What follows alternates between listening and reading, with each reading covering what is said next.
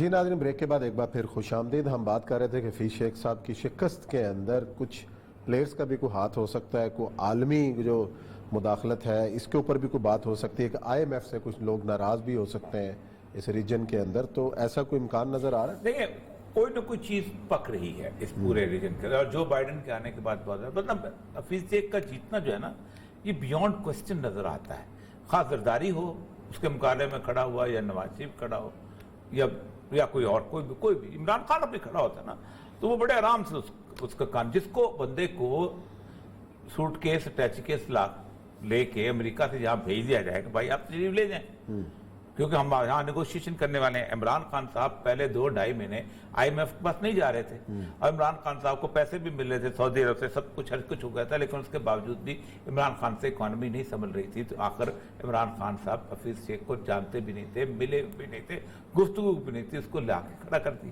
پھر حفیظ شیخ کی شبر زیدی کے ساتھ جو مخاطمت ہوئی ہے, اور وہ جو مجھے یاد اچھی طرح جو مجھے پورا سین بتاتے ہیں کہ آ کے انہوں نے ایک دم حفیظ شیخ صاحب اندر آ گئے اور آ کے انہوں نے شبر زیدی کے خلاف باتیں شروع کر دیں کہ آپ کیا پلان ہے آپ کا. تو پلان تو اس کے بعد پلان تیرے پاس ہونا چاہیے. تو صاحب یہ تو اس وقت باتیں ہوں گی نا کہ جب حفیظ شیخ صاحب اپنا بوریا بستر سنبھال کے واپس چلے جائیں گے. اب اس شکست کے بعد کیا وہ اپنے عہدے پر برقرار رہیں گے یا واپسی کا سفر کریں گے؟ اگر تو نہیں جاتے تو تب بھی ہے, لیکن ان کا واپس لانا کوئی اتنا مشکل کام بھی نہیں. کوئی ایک دیکھیں, جس وقت اب سینٹ کے الیکشن جو ہے نا پنجاب میں, اب تو مسئلہ ہے کہ آپ اتنے ووٹ, ظاہر بات ہے اتنے ووٹوں کے ہر 50 کے پر ایک ووٹ تھا, لیکن اگر آئندہ اگر پی ٹی آئی اپنے بندے کو پنجاب میں جتانا چاہتے ہے تو سمپل میجورٹی سے جیت جائے گا. تو ایک آپ نے بندہ وڈرا کرنا ہے کہ حفیظ شیخ کو لے آنا ہے. ایک بات تو یہ ہے. دوسری بات یہ ہے کہ ایک دن پہلے جو ویڈیو نکلی ہے, اگر تو حفیظ شیخ جیت جاتا تو ویڈیو ختم تھی, اس کی کوئی حیثیت نہیں. اب پی ٹی آئی نے اعلان کیا ہے کہ اس کو چیلنج کریں گے, اس لیے کہ اس کے ساتھ جو حماقت کی ہے وہ وہی حماقت ہے کہ جو نواز شریف صاحب کے بیٹے نے کی تھی کہ الحمدللہ یہ ہمارے فلیٹ ہے. انہوں نے بھی یہ کہا الحمدللہ یہ میری آواز ہے. اب اگر تو حفیظ شیخ جیت جاتا تو بے شک جتنے بھی مسترد ہوتے یہ ختم, کوئی میٹر نہیں تھا. اب ہونا یہ ہے کہ مسترد ہوئے ووٹ اور who is the beneficiary. تو بینیفیشری کون ہے؟ یہ سزا گیلانی. اور بینیفیشری کا بیٹا کون ہے؟ یہ.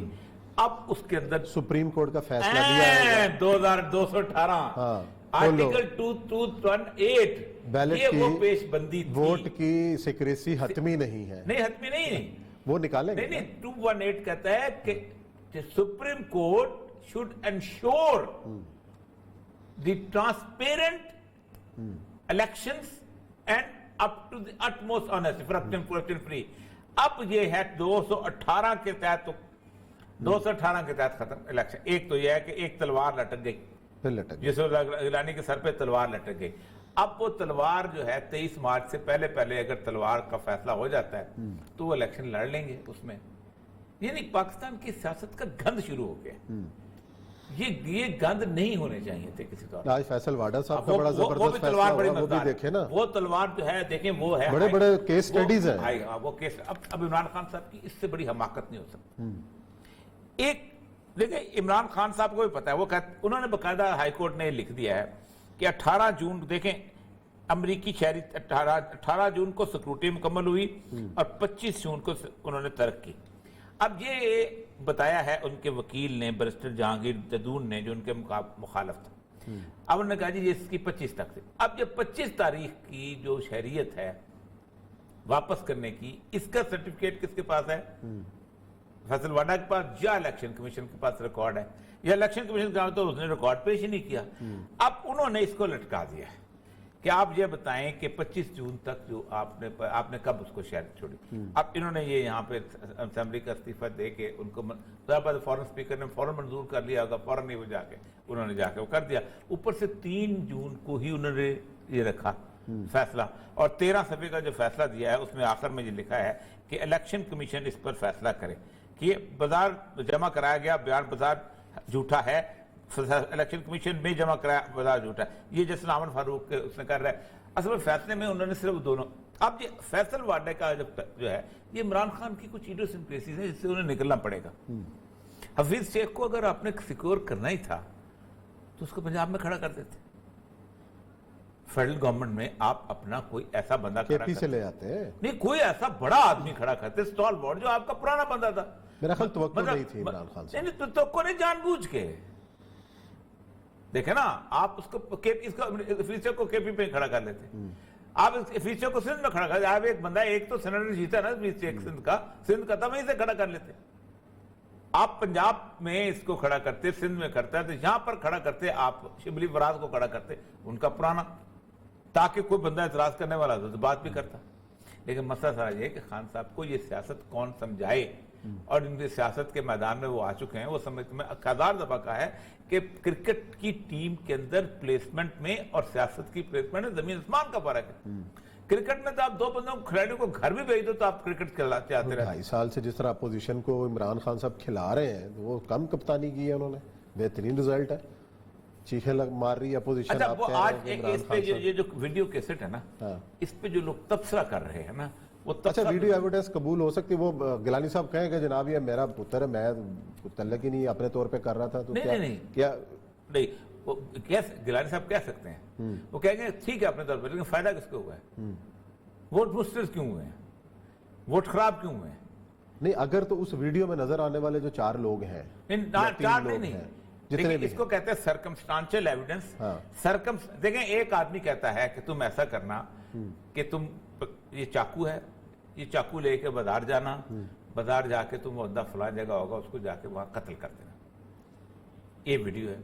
अब वो बंदा भी नहीं मिल रहा, सब कुछ नहीं हो रहा। जब तक वो कत्ल नहीं होता वीडियो नकारा है। लेकिन अगर वही चाकू चलता है और वही उसी जगह पे बंदा कत्ल होता है तो फिर वीडियो कारामद हो जाती है। सही। इसको कहते हैं सर्कमस्टांशियल एविडेंस। तो मैं इसलिए कल कह रहा था, कल वीडियो कुछ नहीं थी, आज वीडियो बहुत कुछ हो चुकी है। क्योंकि आज वीडियो के बारे में ये है तो किसी से कानूनी राय लेनी चाहिए कि अब जो है लीगल बात कर रहा हूं ना, लेकिन आज वो वीडियो पे और कुछ नहीं, तलवार लटका दी गिलानी साहब पर। चलें जी नाज़रीन, ये लेते हैं ब्रेक के बाद आएंगे तो प्रोग्राम का सिलसिला जारी रखते हैं।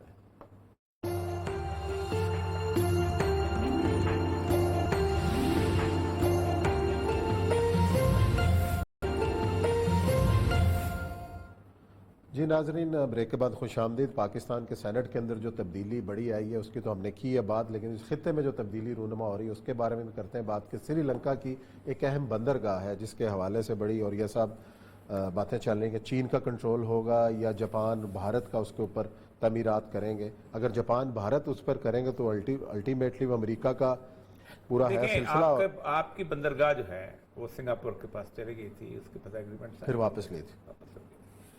चाबार में थे तकरीबन $20 अरब की इन्वेस्टमेंट इंडिया की हो चुकी थी, 25 साल का मायदा हो चुका था। इंडिया ने $2 अरब लगा के चाबार से जरगाम तक रोड बना दी थी, सड़क बना दी थी, वो सारा कुछ हो गया था। लेकिन चाइना के साथ उन्होंने एग्रीमेंट कर दिया और चाइना ने $120 बिलियन की इन्वेस्टमेंट्स का वादा किया वहाँ ईरान के साथ। लेकिन उनके साथ ईरान का वादा जो है वो चाबार तो उन्होंने शामिल किया, चाबार को उनकी ज़रूरत नहीं है, क्योंकि ईरान के साथ जो वादा है वो है तेहरान से निकल के बाकू के उस तरफ से रोड निकलती हुई नगोर्नो कराबाख जो है उसके इलाके। अब नगोर्नो कराबाख जो था उसकी जो बुनियादी जगह थी वहाँ से वो रोड लिंक करना था और करना है वो पूरे वेस्ट को। वो उस जगह पे इन्फ्लुएंस था अमेरिकन का। सही। तो रशियंस ने मिला के उसको आपको देखा है कि 23 साल से वो इलाका जो था वो आज़रबाईजान से आउट था और रोज हम कहते थे मुसलमानों को वहां से निकाला जा रहा है, जुल्म हो रहा है, नगोर्नो कराबाख के मुसलमान। और फिर टर्की की फौजें पहुंची, उन्हें लपाट के रख लिया। म्यांमार में कल 3-4 दिन से आप देखें क्या कुछ नहीं हो रहा। फिर पाकिस्तान के बारे में आप खुद सोचें कि पाकिस्तान में इंडिया को उन्होंने दिया था। इमरान खान के जाने का कोई और मकसद नहीं था सिवाय इसके to counter Indian and Japanese influence over there. और वो इसलिए, वरना क्या मकसद आप मुझे बताया, कोई एक मकसद इमरान खान वहां को एड दे सकता है, कुछ कर सकता है।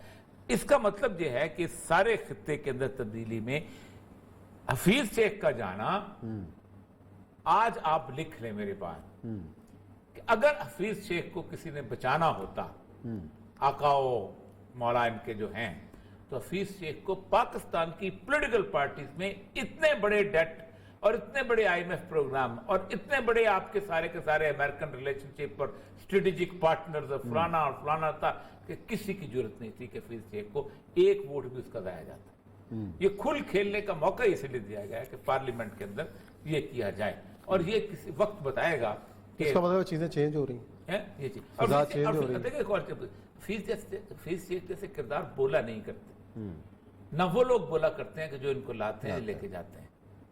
وہ اپنی پلاننگ اس کے اب چائنا کے لیے ناقابل تسخیر بات ہے کہ آپ ختم کر. آپ کیوں علی گیلانی صاحب کل بولے ہیں؟ انہوں نے کہا کہ یہ جو آپ کر رہے ہو اس وقت, یا جو امریکن لائن ٹو کر رہے ہو, آپ نے جو کشمیر کو ایک مکمل طور پہ ایک آزاد ملک بنانے کے بیسیکلی راستہ ہموار کر لیا ہے, ایک بفر اسٹیٹ بنانے کا, یہ مسئلہ. اور علی گیلانی پہ کون کون شیر ہوا؟ شہریار افریدی شیر ہوا ہے. اب شہریار افریدی کا دستخط جو ہے یہ بھی کسی دن بتائے گا. اچھا ہاں چلیں, پروگرام ختم ہو گیا, وقت تو تھوڑا ہی تھا آج ہمارے پاس باتیں بہت کرنے کے لیے. کل میرا خیال اسی ایشو کو لے کے چلیں گے. جی ناظرین, یہ پروگرام کا وقت ختم کرتے ہیں. کل نئے موضوعات کے ساتھ آپ کی خدمت میں حاضر ہوں گے. خیال رکھیے گا. اللہ حافظ.